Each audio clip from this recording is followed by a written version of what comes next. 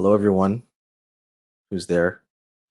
Can someone just put hello in the chat so I know that you can hear me? Hey, Omar. Let me just see something here.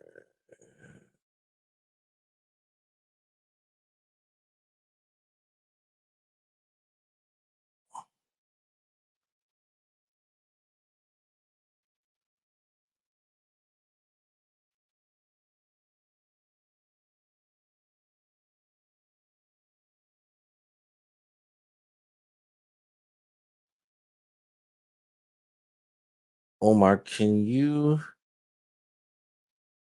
see my slide deck there? Okay. Do you see it in like the full slide deck, or do you see it in presenter view?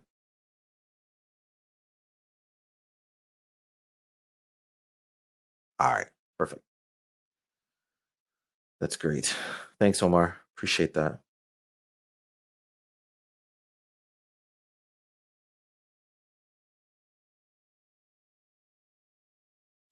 Uh, when I put up the full slide deck, do you see me too, or do you just see the full slide deck?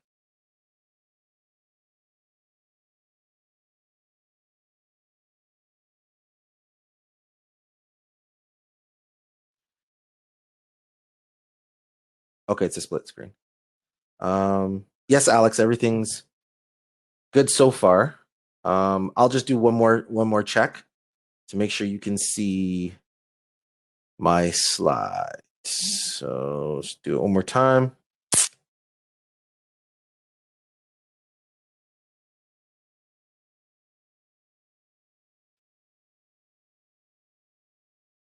Okay. And you can see the full deck when I just showed it. All right, great. Awesome. Fantastic. Thank you all, Omar and Alex. I really appreciate it. And everyone that is here so far, really appreciate all of you being here for the next 20 to 30 minutes. And I do encourage you that if you do have questions, to please put those in the chat. But at the same time, just in case the chat is being filled up, if you want to, you can hold your questions to the end and then put your questions in. I'll try to leave about 10 minutes. I think I go to 3:05, so I will try to leave about 10 minutes so that we could have for questions if anybody does have questions. If not, I will free up your time to be able to socialize with everyone. So we'll start in about one minute.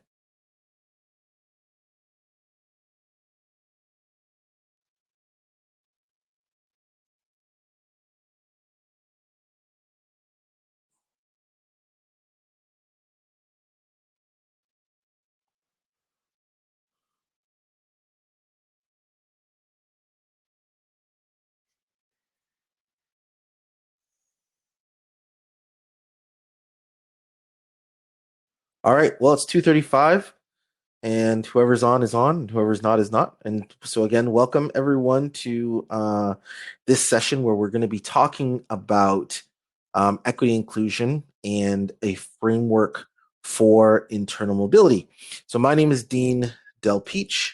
I am the Senior Manager of Talent Acquisition at Fiix Software.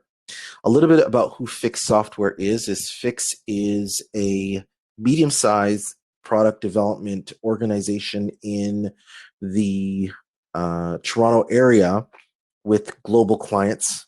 And what we do is we build software for an industry that is known as the maintenance and capital asset industry. And a lot of people are unfamiliar with it, but it's actually been an industry that's had software for over the last 30 years.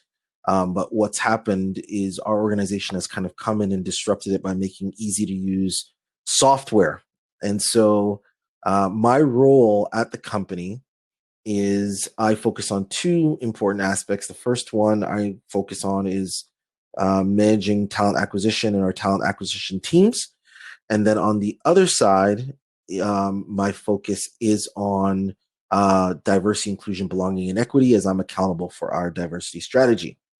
Aside from the work I do at Fiix, I also, especially in today's climate, I also am a consultant that deals with diversity inclusion practices as well, and looking at HR policies and HR programs, but with an inclusive and diverse lens. And I'm also a new professor, as I will be teaching in September at George Brown College. I was privileged to create the first diversity, inclusion, and equity curriculum for George Brown College. And if you're interested in learning more about that, please feel free to let me know. And you can also reach out to me on LinkedIn. But let's get started into the slide deck. All right.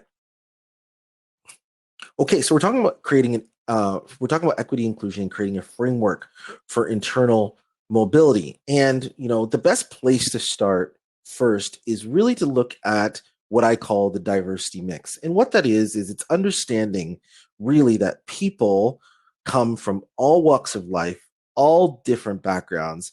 And when we really think about diversity, we have to consider that people have many different what we call intersectionalities. So, for example, I could be a black, from a visible standpoint or racial standpoint, I could be black, but at the same time, from a gender standpoint, I'm a male, and that might be seem visible to most. But what people might not know is maybe I have a disability that you cannot see, or maybe people don't realize that I might have a Christian or a Muslim background, right? And so we look at, and so when we're talking about diversity, we're looking at the mix of intersectionalities that everybody truly has, and how we can allow our workplace cultures to be inclusive and for people to find a sense of belonging when they're in our workplaces. And we also include neurodiversities in that mix. But ultimately, when we hire people, we have to always recognize that we're hiring humans. And if you were in my session when I was in the recruitment TO conference that happened last month, you'd remember this slide, which really what I try to get across here is that even though people are different from possibly the homogeneous group or the dominant group that we have in North America, we're humans. We're all humans. We're not hiring aliens. We're not hiring people who are inferior. We're hiring people who are skilled, who are qualified, and who are talented. And so we're going to look at the internal mobility, but we're going to look at internal mobility more from the lens of inclusion and equity and diversity. And so, just to kind of give you an understanding of what internal mobility is. Now, internal mobility really is a broad topic, but what we're going to talk about in terms of internal mobility is when we have opportunities in our companies, focusing on bridging the gap between the skills that current employees have, so that they can be promoted or be transferred, right? And even looking at how we ensure that employees might be reskilled to fit an opportunity. And that's what we're really looking at in internal mobility, how we move our employees through our organization, whether it be promotions into management and leadership roles, whether it be transfers into other departments, or even expanding and broadening their responsibilities, but through the lens of inclusion and equity. So before we jump right into that, let's first talk about the business case for diversity. I think it's always really important to set the stage of why this even matters. And so McKinsey did a study in 2015 where they produced a report. And in the report, what they found were a couple of key things that I want to bring you today.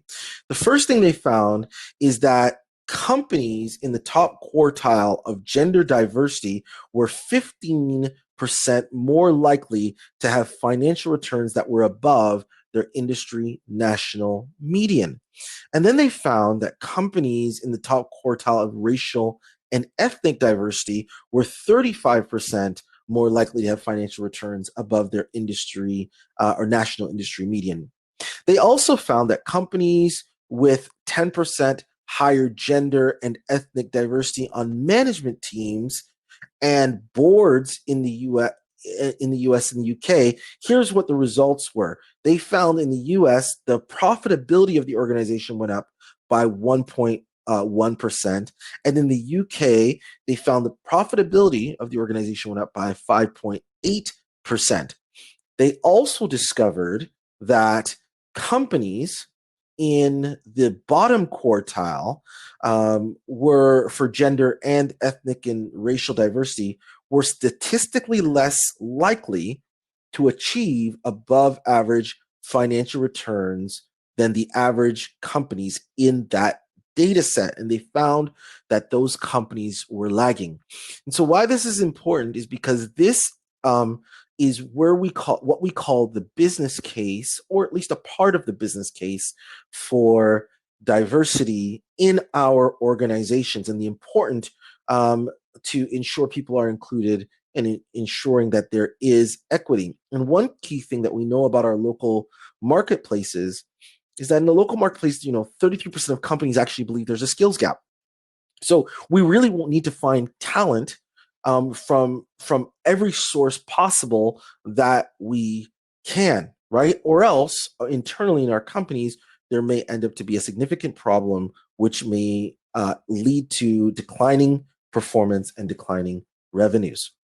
Now, I want to pose this in a story, and we're going to talk about a gentleman by the name of O'Neill. And throughout this discussion, we're going to see how O'Neill's life relates to every area that we're going to focus on regarding internal mobility. O'Neill, he was in a wonderful job opportunity for a period of 7 years. And at the end of the 7 years, unfortunately, his company decided that due to declining performance, that they had to lay him off. And so O'Neill now is found in this position where, he doesn't really have a lot of education. He's been in the same job for the last 7 years and really trying to figure out what he needs to do. And so what O'Neill decides to do is he decides to go back to school and re-educate himself. And so O'Neill goes back to school and meets wonderful people in the process. And as he is at school, they have a career fair. And he, during the career fair, meets a senior vice president of a large organization, and they get to talking. And this senior vice president is actually not just entrenched at the career fair, but she's also entrenched in the program that he's a part of. And so she really takes note to O'Neill and how well he was doing in his program, and really wants to keep in touch with him. So O'Neill decides to, or O'Neill graduates, does very, very well, top 5 in his class. And O'Neill, ends up applying to various jobs and goes and works for a very, very well-known firm. And O'Neill is doing very, very, very well at his current company. He's working quite long hours, even coming in on the weekends. And, even the president of his current company is taking note. But he's, at a fairly entry-level base salary. And after a year and a half of being at the company, he gets a call from the senior vice president of the other organization that he had met during his time at school. And so while he is having conversations with this individual, she mentions to him an opportunity that's coming up that she thinks he would be great for, and encourages him to go through the process and applies. And he does apply, and through his application process, he is a successful candidate, and now he is an account manager at this brand new company with a modest increase in salary. And I'm going to stop discussing the story and start now by going into some of the points that I really want to discuss about internal mobility, which starts with the power of intentionality. I have to say this very, very important point because if we really want to see change in our organizations, especially when we're looking at it from creating equity for our diverse pool of talent in our companies, we've got to be intentional. We have to ensure that inclusion and equity is a priority in our organizations. And I encourage, if there's anybody who is a leader on this call or might be listening to this afterwards, I encourage you to really, really think about how important it is to really ensure that you are intentional about having employees who especially may be marginalized, racialized, and come from various backgrounds, really having a career path set for them so that they can be mobile within your organizations. Now, with the power of intentionality, I want to talk about a couple of points that I believe are important key factors for anyone to really, really advance in their career, but more importantly, from the lens of inclusion and equity. Starting first with leadership competencies. Your ability to learn represents your leadership potential. All right. So, competencies, okay? Competencies are extremely important for organizations to have, but especially surrounding leadership. And the reason why I bring this to the forefront is that we have to ensure that we have competencies and we're able to work with our leaders and with our employees to create individual plans. Okay, that's really important. Individual plans to ensure we're creating opportunity. So every employee should have an individual plan that represents them, their career journey, and they need to know through competencies what it takes to get from level 1 to level 2, from point A to point B. And I encourage anyone, especially if you're here from an HR team, make sure that your competencies also include statements that represent diversity and inclusion.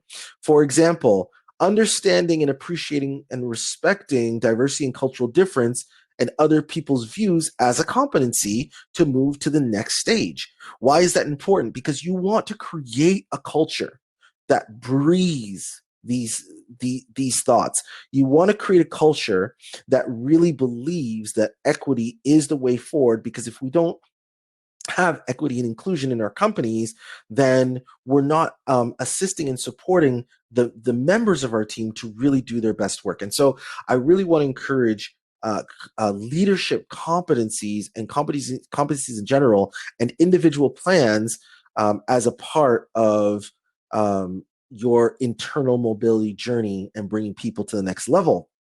So back to our story with O'Neill. So the senior vice president that O'Neill originally had met and it was encouraged to apply to the position, gives O'Neill a call because O'Neill is now doing fairly well in his position after several months and decides that she wants to be O'Neill's sponsor within the organization. And so I want to go to our next point because as I mentioned, O'Neill's on an individual career growth plan. Things are going well. And now people are taking notice, and she decides that what she wants to do is sponsor O'Neill. Let's talk about the concept of sponsorship versus the concept of mentorship. So typically, mentorship, what we look at is we look at people or a mentor who advises a mentee, but sponsors advocate, and that is the real key. So here was a research in a research study from the Center of Talent Innovation. What they found out is that the vast majority of women and the vast majority of multicultural professionals, and we're talking about 80% and above, actually need navigational support to advance their careers, but receive it less often than Caucasian men.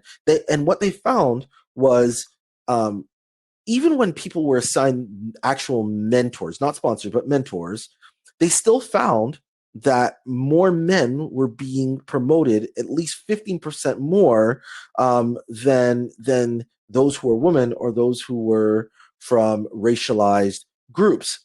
And one of the things that I really want to bring is why sponsorship is so powerful.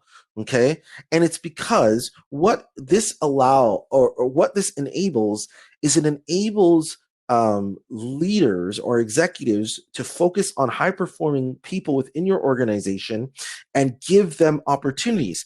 And some of those opportunities include project opportunities.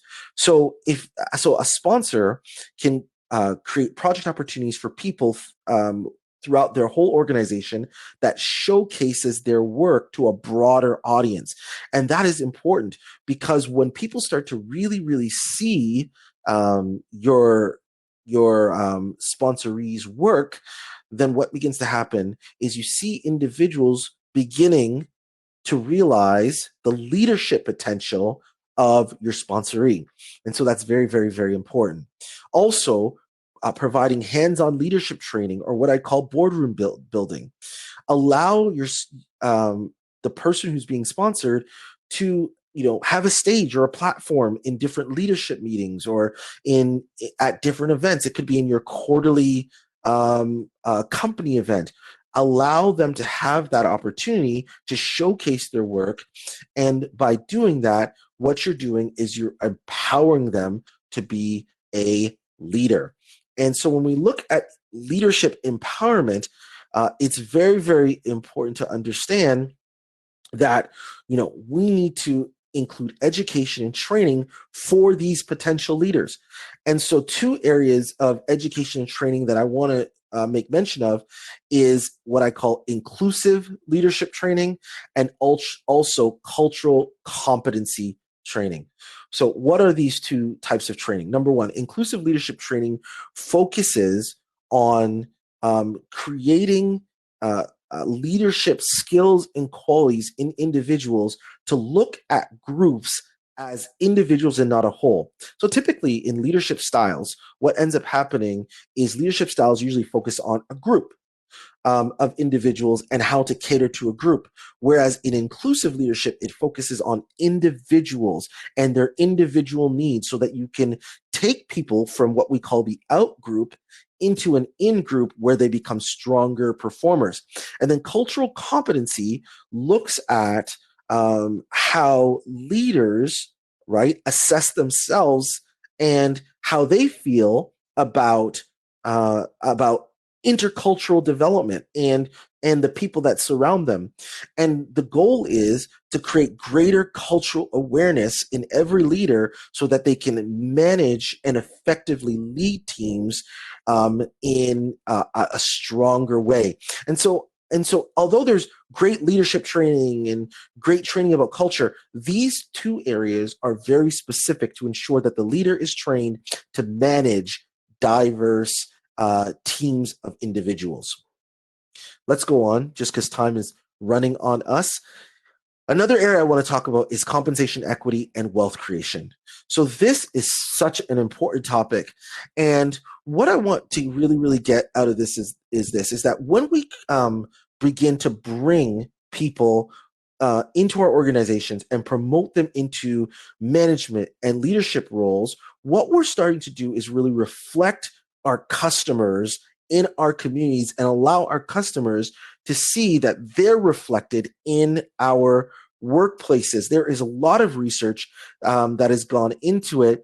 Deloitte put out a study called The Current State of Diversity back in 2014. And what they noticed is that diverse consumer groups have tremendous purchasing power, and many customers are willing to make purchases based on the extent to which a company and its products are attuned to their demands and desires. So remember, we're talking about how internal mobility, inclusion, and equity affect the bottom line, creating stronger performing teams as well as increasing revenue growth. And this happens kind of in a synchronous fashion where customers now are looking for companies that really reflect their community. Let's talk now about personal wealth, which I think is very important. In the US, the average Black family had a total wealth of, get this, $17,600, which is 1/10 of the wealth of the average white American family, which stands at about $171,000. Why is this important?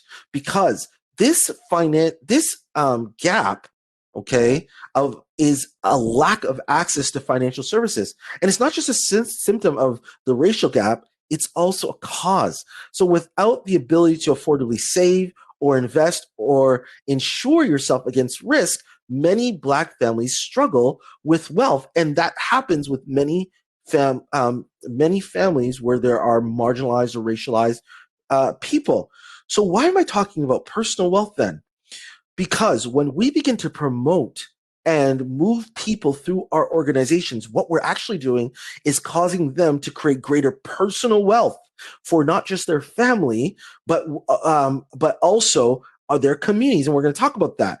And with greater personal wealth, their children now, right, or their relatives, okay, will also come into greater wealth opportunities through the ability of greater education. Because when we begin to put personal wealth into the lives of people who might be marginalized, what we're doing is we're creating an effect on their greater community. And what begins to happen in a lot of these communities of marginalized and racialized people is they reinvest in their community, creating generational wealth.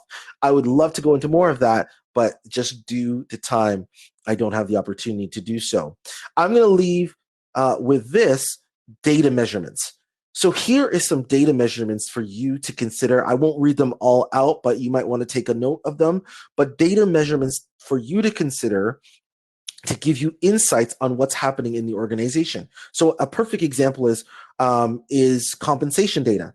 One thing that I've been able to do is be able to look at compensation of teams and identify visible minorities within those teams who are being paid less, so that we can bring them up to par with other employees within the organization. Having data like this is extremely important. And so I go back to my story with O'Neill. And today, O'Neill is a very happy man. Why is he a very happy man? Because through competencies, through sponsorship, through him being empowered as a leader, O'Neill has now moved from being an account manager to a regional manager over a team of account managers, right? And is very well recognized within his organization. And guess what? Within 3 years, O'Neill, and this is actually a true story, O'Neill was able to triple his income. I'll let that sink in for a minute. Triple his income.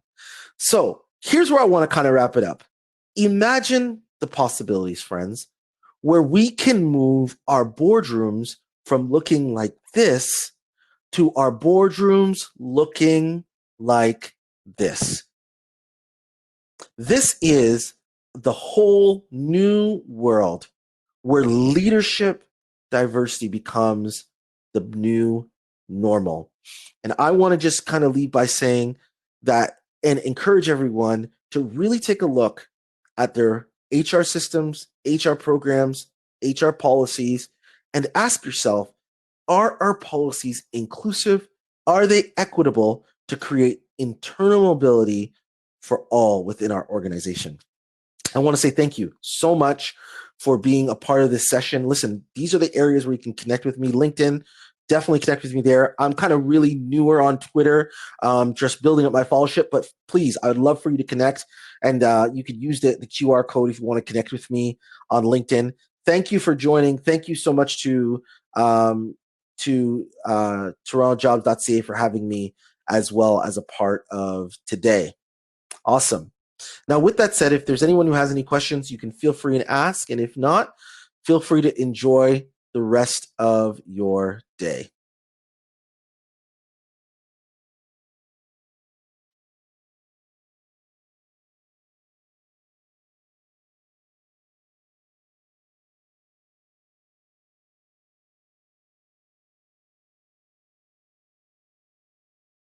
Thanks, Brendan.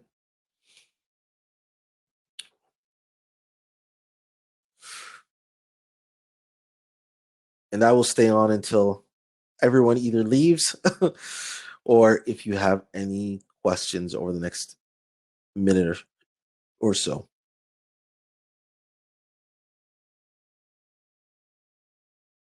Okay, great.